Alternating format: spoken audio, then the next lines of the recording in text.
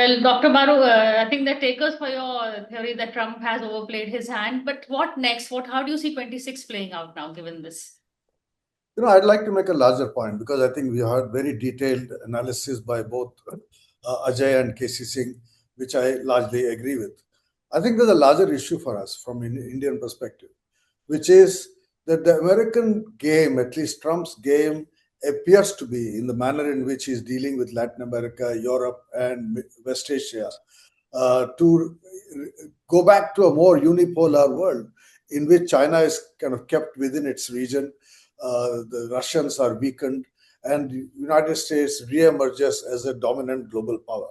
That seems to be the kind of logic of the Trump's national security strategy, etc. Though he says he's only focused on Western Hemisphere, that's not the real, final end game. The end game that the U.S. hopes would be a reassertion of American unipolar hegemony.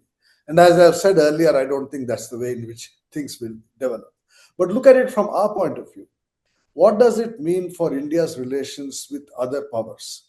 I do believe that it is in India's interest that we have a more bipolar global system than a unipolar one. In other words, that China